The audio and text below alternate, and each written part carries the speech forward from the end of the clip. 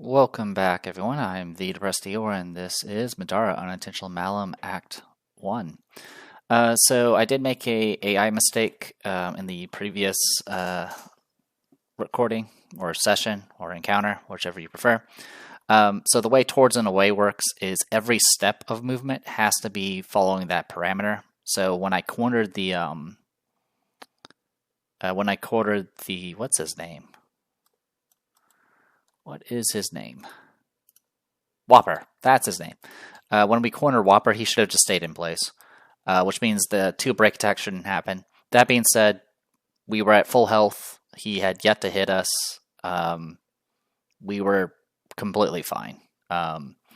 Worst case scenario is he would have gotten a ranged attack off, which could have potentially paralyzed somebody. But you saw the health he was at.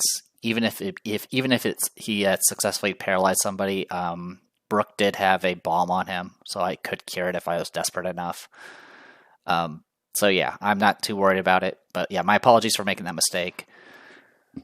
But like I said, it would not have made much of a difference. In fact, it would have bought me some more time to get prepared for the swarm of K-Sickles up in the north. But it is what it is. Anyway, so I did do a little bit of searching to see if there was a PDF for Fury of Nature. Unfortunately, there is not, so I'm going to have to read from the physical book, which I have in front of me right now. But before we do that, we have things we need to take care of. So let's talk about upgrades. But before we do that, let's see. I think it's on this page. Okay, just looking at the upgrade cost. Okay. So, the way upgrades work, there are a bunch of them. There are 4 different colors. Red upgrades are only for weapons. Teal or green are only for core. Blue are only for armor. And then the yellows are universal and can be put on any of those 3 types.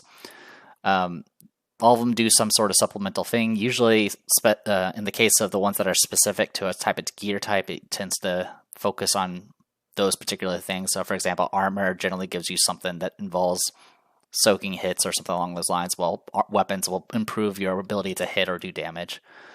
Yeah, some good stuff. The sticking point for upgrades is you can't move them around. Once you apply it to a piece of gear, it stays there until you sell the item, or I think there's a way to remove it, but it essentially just puts it back into circulation. It does cost money to apply an upgrade. Of course, you need materials to also unlock the upgrades in the first place in the case of story mode. And you can always, it's the same situation as like consumables in RPGs, where it's like, it's useful and it'll definitely make things easier, but the resources you're spending on it are gone. And eventually you're going to end up replacing that piece of gear with something else, in which case the upgrade will be gone as well. So the way I think of it is, when I upgrade gear, I usually think if me applying either the weapon itself or the weapon plus the upgrade is enough to make it carry itself through like the next tier of play, for example, common tier, I would consider that worthwhile, because at that point you're essentially saving money at that point, because you're only paying, in the case of mundane tier, the cost for upgrades is based off the tier of gear you're applying it to. Of course, we're talking about this new unique weapon we have, which is still mundane tier, even though it's pretty close to like I mentioned before, unique gear tends to be like a more like 0.5 version, a 0.5 higher than the current tier it's in. But despite that, it is still a mundane. So I can pay 15 gold to apply an upgrade to this thing and probably have it carry me through common tier. One thing I also wanted to talk about is don't feel overconfident about the amount of gold I have made so far. Definitely on my first few playthroughs, and probably other people have done the same, you make a lot of money early game, and then you may think, oh cool, I can buy like every relic, which the relics are pretty cheap, 15 gold, obviously ignoring the promo cards. And then you're like, okay, cool, I'm like fully decked out in mundane stuff. And then you hit common tier and you got, everything is essentially more than double price, give or take. Or about double price. it depends on the item, to be honest. But yeah, it starts getting exponentially more expensive. Now there's also tiers for the loot deck, and it does increase the gold value, but honestly, it probably doesn't increase it fast enough compared to how much you need to spend for the next tier of upgrade. So me spending 15 gold to upgrade my Sword of Dominions would save me the trouble of paying, this is the Lineage Edge, 40 gold later. So I essentially save about 25 gold. I'll still probably buy one to replace the longsword, but yeah, that's kind of how I think of it. As for what upgrade we're going to go ahead and take and what we're going to trade for that, we're going to go ahead and get rid of the General Clan. I don't really like relying on counter items. They're great when you have them, but if they only do counter, then I personally don't think they're worthwhile. So we're going to trade this in. If you remember, what you can do with materials is you can either trade it in. You can either sell it for 25 gold, which isn't too bad, or you can. Oh, actually, no, they've changed it. They have changed it. Never mind. Okay, sorry. So I was also about to say, applying upgrades to gear usually does not increase its cost, but that is no longer the case. It looks like this is a change for 1.2. Selling an item with an upgrade gives you 5 extra gold per upgrade. So cool. That actually saves even more money. That's cool. Anyway, what you can do with monster materials, by the way, is you can sell it for 25 gold, which is not bad. It's essentially it's better than selling a common tier regular item. Or actually, no, it's a common unique, essentially. Actually, 25 is better than selling just a regular rare. So it is worth a decent amount of money. Though, usually you're better off keeping the item if you just don't intend on trading it in for an upgrade. The other thing you can do is you can trade it in for a one-off upgrade of your choice. Doesn't have to be unlocked. Or you can trade it in and unlock an upgrade permanently so you can just purchase it in the future. So what we're going to do is we're going to trade this thing in, and we're going to unlock Otherworldly.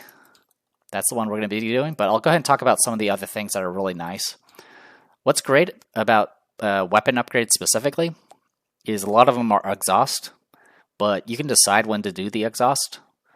So, for example, imbued, you can be like, all right, I do the casting check.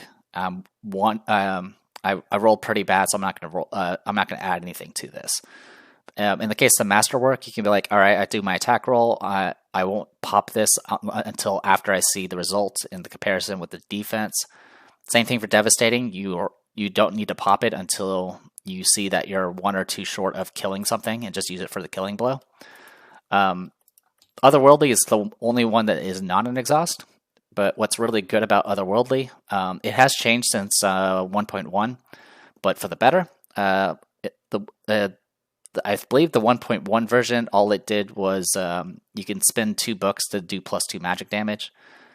Now, what they did is it does +2 to magic damage with the 2 books, but also your casting die. If you happen to get a shield in a book, you can get +1 force as well, which isn't anything too crazy, but it's still pretty useful. It essentially makes it so there's a 50% chance that you'll at least get +1 with a spell when you have Otherworldly on your weapon.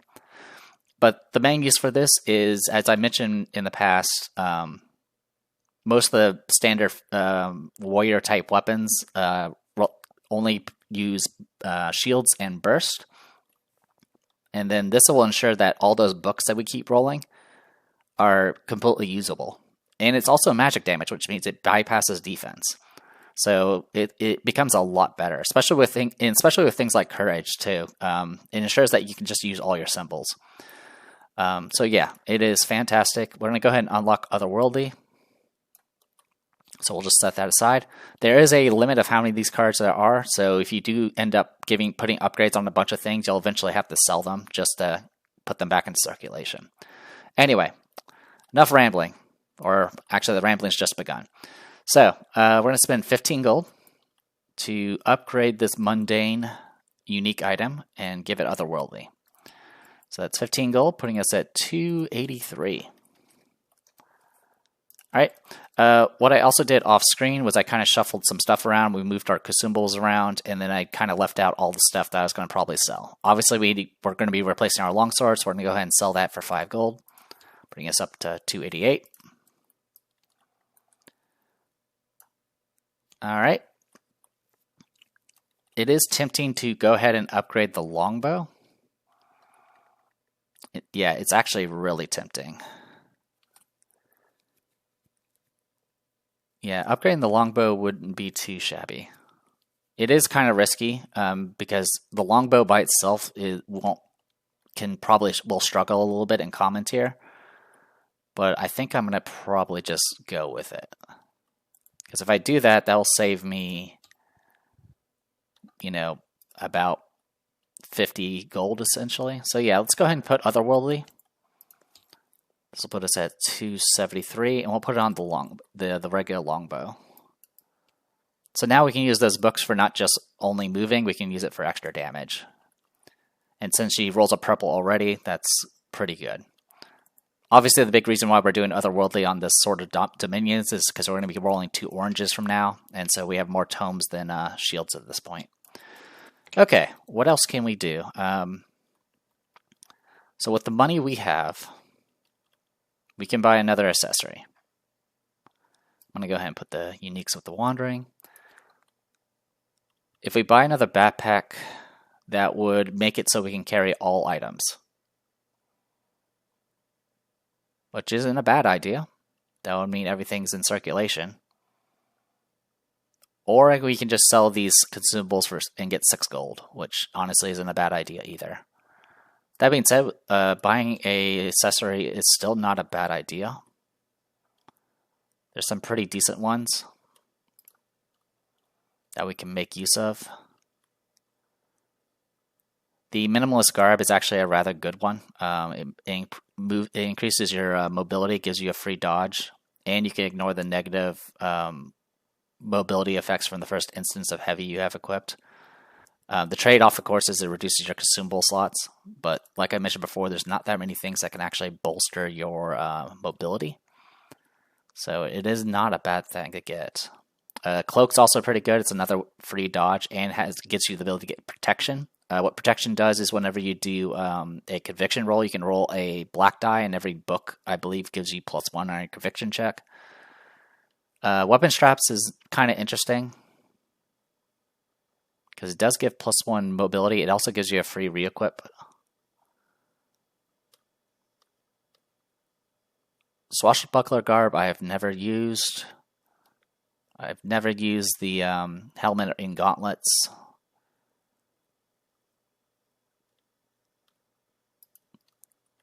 Yeah, I don't know.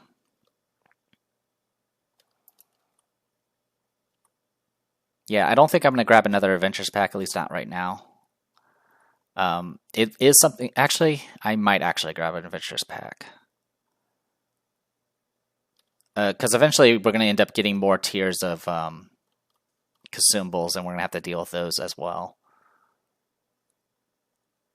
So it's hard to say. I think I'm going to grab an Ethereum Couture. Extra HP is actually kind of important. So this will cost us 70 gold. We'll go to 203. And we're going to give this to... I think we might give it to Zeke for now. I'm going to go ahead and give Black Belt Hat to Nightingale because Zeke doesn't have free dodges to begin with. But yeah, this Ethereum Couture will give us +4 HP. I think for right now I'm going to give it to Zeke. But if I were to give it to someone else, who would it be? Probably Rook. That would get him up to, what, 22 health?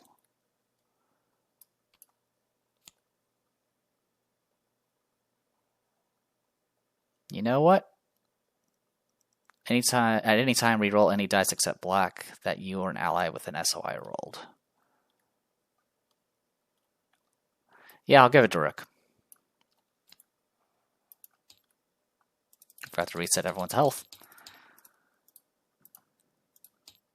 Yeah, it used to be, like I mentioned in 1.1, accessories scaled based off your current tier equipment tier. So the idea was to always buy them first to get them for cheap. But now that they have prices, you kind of have to pick and choose when you're actually upgrading things. So we're going to go ahead and just put all the spare consumables back into circulation. We're going to go ahead and sell it all for a total of 6 gold.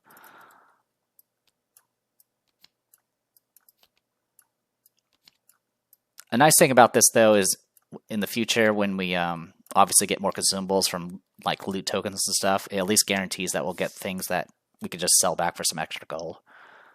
Besides all that, though, I think that's everything.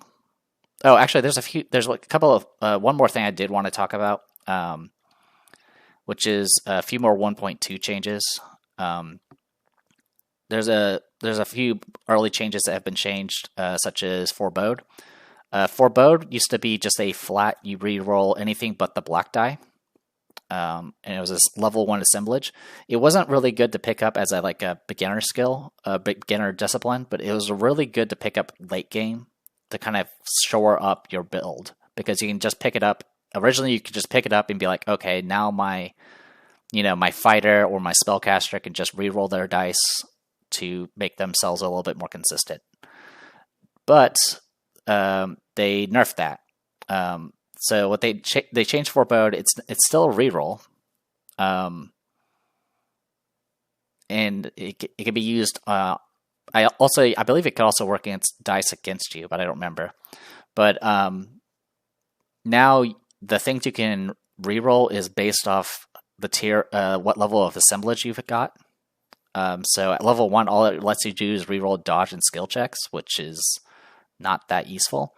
Level 2 at least lets you reroll spellcasting. It's not until level 3 that you get the ability to reroll attack rolls and convictions, and then level 4 lets you reroll any roll, which I don't even know what's left after that point. So the only good thing about this is it now lets you reroll the black die. So it's actually good for spellcasters, since you do want to empower it and then reroll the black die, so you don't roll skulls all the time. But yeah, if you're not going into the assemblage tree, which a lot of martial characters generally don't, this skill becomes a little bit more awkward to use. So it's just something I kind of noticed. It's not the end of the world. Like I said, Forebode is generally a late game thing you're grabbing in the first place, so it's not the worst thing. The other thing I did also want to talk about is fortune telling. Anyone that has seen my previous playthrough in 1.1, I showed the crazy, incredible power that is fortune telling. It used to be you can force any result on any die, including black die. They've nerfed it, so you can't do it on the black die anymore. What made it significant is it wasn't just your rolls. You can do it on any person's rolls, including the enemies. So, for example, if someone was within SOI and happened to be making a jump check, you can force them to just roll a skull and die. The other combination, of course, is if the enemy happens to be not immune to condemned, which condemned makes it so you have to roll the black die during your status phase, and if you roll a skull, you're defeated, and you happen to be an SOI, you'd be like, all right, I put condemn on you, and then when your turn comes up, you're just going to die. This resulted in situations where I would just kill really big monsters that weren't immune to condemn immediately. The trade-off, of course, was to do that, I essentially had to use a level 2 and a level 3 discipline, both of which are per encounter. But apparently they still thought that was too overpowered and unfortunately nerfed it to the ground. Fortune telling is still somewhat useful, but it's far weaker now. I mean, being able to change any die result, even if it's just a number die, is still very strong, but it is nowhere near where it used to be. So I just wanted to point those out. Like I said, I'll point out some of these changes and nerfs as I kind of remember them. I think the biggest one that we don't need to worry about right now was font of renewal. That one is pretty much useless. It used to be how I kind of kept everyone alive and healed everyone. It was also the main reason why I would stall and learned a million ways to ensure I didn't get urgency. But you'll definitely probably see a different build for Rook, because I'm not going for font renewal, because it's practical. Actually, let's take a look at it again, see if it's actually better. Font renewal, then place. Yeah, no, it's useless. Well, I won't say useless, but it is. It's the issue of font renewal is it has charges now, and infinite going from infinite uses to 3 is quite awful. Anyway, sorry for rambling on, but I definitely wanted to take advantage of this shop and train phase and all that good stuff. I think that's everything. Otherworldly on you. I could put Otherworldly on the Bone Shaker, but honestly, it's probably not worth it. If I were to put something on the Bone Shaker, it would probably be something like Imbued, which guarantees you get plus force. So I think that's going to be it for right now.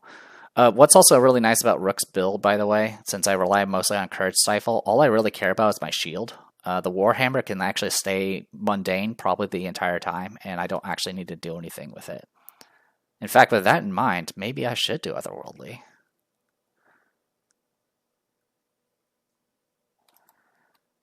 I mean, at that point, it would be 50-50 chance to get +1 force. You know what? Let's try that. The only thing I would replace a Warhammer hit with is if I happen to get one of the saber weapons. But even then, it's just kind of not necessary. Actually, no. I will take that back. I remember what I was going to do with Rook. I will actually probably I will probably upgrade his weapon, because I think I'm going to make him a summoner. But we'll see. Anyway, enough of that nonsense. So we've done all the side quests. We need to do a bounty. Our choices right now are 1 skull bounties only, which is Cave Sickle Queen and Fury of Nature. Honestly, if you want to maximize your potential drops, Cave Sickle Queen first would actually be better, simply because it unlocks a lot of alternates for Cave Sickles, a number of which aren't actually swarms. So whenever you spawn Cave Sickles, which usually come in swarms, instead you could potentially just spawn things that are regular monsters, in which case each one of them will have a loot drop. But honestly, I want to try out Fury of Nature, and we'll see how it goes. So, I'm going to go ahead and read it now. Fury of Nature. Arya dragged herself from beneath a pile of rubble. It hurt everywhere, her body bruised and cut from a dozen impacts. Dust filled the air in a billowing cloud, concealing the rest of the caravan and any view out of the valley. Few routes in all of Alenia were as well traveled as the corridor between Ramstead and Alenia City. Yet here she sat, at the bottom of a ravine, surrounded by broken carts. Arya winced as another spasm of pain passed through her ribs. If she was lucky, it was only bruised. Distant thunder rolled, louder than last time. Before, Arya took the gray sky to be a blessing for the difficult journey, but if the storm caught her caravan in this awful state. She crawled forward, blinking in the glare of daylight. She had to find Silas, the expedition leader. He would know what to do. The caravan was destroyed. Splintered wood, torn canvas, and crushed crates littered the valley floor. Arya staggered to her feet, then took a step. She swayed and nearly fell, clutching desperately at her chest. Pain like that, she'd broken a rib for sure. "Help, is anyone there?" called another voice, piercing the dust. Arya stumbled toward the cry, clambering over a collapsed wagon. She found Joran, one of the other merchants, trapped in the wreckage. "My leg," he groaned. "Broken, I think." Arya gripped the beam, pinning his leg, and strained with all her might. Agony stabbed through the chest, and she let go, her eyes wide and gasping. "Ready to move, She tried again, bracing her other side against the beam, shoving as hard as she could. Joran yelped, then dragged himself out from under the broken wood. Arya looked around desperately, but their healing supplies were scattered in ruin. Most of the animals lay dead or dying. Of the 40 merchants and guards, she saw only a few on their feet. Moans of pain echoed against the cliffs. A woman's voice cut through the destruction, strong and commanding. "Be at peace. Help has arrived." Arya turned in time to see a stranger picking her way through the rubble. She alone was unsullied by the dirt of landslide. Nor could Arya see any sign of injury. "Who are you?" Arya asked, taking one step towards her. "Did you hear the landslide? Please, we're in trouble." She gestured towards Joran. "Like him, and worse." I felt the earth tremble and came to see if I was needed. Clearly I am. As she spoke, the sky gave an angry rumble. A few drops of rain pattered against the valley, piercing the cloud of dust. The woman knelt beside Joran, running thin fingers over his leg with a healer's experienced touch. The bone is fractured. I can bind it, if you'll permit me. Her eyes flickered to Arya, questioning. Arya hesitated. The woman was a stranger, but their situation was dire. The wounded couldn't wait for a rescue party from Alenia City that might not arrive for days. Our caravan was large, 40 people, not sure how many survived the landslide. The longer they spoke, the more other members of the caravan appeared from the rubble. Some walked, some stumbled, and others could only crawl. There were now a dozen, and more emerging from beyond a bend in the valley. My home is too small for so many, the stranger said, but I know a cave nearby. A few Earthloas live nearby, but they should give us no trouble. I know their secret ways. She reached into her robes, then held up a vial of clear liquid in hand and offered it to Arya. Drink this. It'll ease your pain. Then perhaps you can assist me in gathering the survivors. The valley floor will be a very dangerous place when the storm reaches us. Arya took the vial, turning it over in one hand. It had no markings, only a lump of wax to cork it closed. Was it safe? She had little time to find out. She flicked the wax away, then downed the vial in one gulp. It burned going down, sending one last spasm of pain through Arya. Relief soon followed, cooling the constant spikes of pain in her chest. Whether mending the rib or only dulling the pain, she couldn't say. Either was welcome. Now you're fit to serve, the stranger said, nodding her approval. Bring the worst to me. I will purify them. Purify? Yoren looked up, meeting her eyes. That's some backward way of saying you'll treat us. We could sure use the Sanctus discipline about now. Of course. She opened the satchel over her shoulder, removing a length of firm bandage from within. You must be strong to survive what is coming. She brought both hands against the broken limb, then jerked in a single confident motion. Yoren screamed, his cry of agony reverberating through the valley. The stranger didn't even blink. She took a stick from nearby, settling it against the limb. Gather the others and hurry. The storm will wash through this valley and scour anything human from before it. Arya nodded. Despite her youth, the stranger might have spent many centuries in Middara, bringing her ancient language and mannerisms with her, but if she was here to help, it didn't matter. Come on, she gestured to a nearby guard and a handful of other merchants, dirty and bloody or not. Dirty and bloody or not, they could stand. That meant they could help. We have some digging to do. So yeah, all the bounties have a little introduction thing, so that's what I just read. And I'm just going to go ahead and flip through some pages here.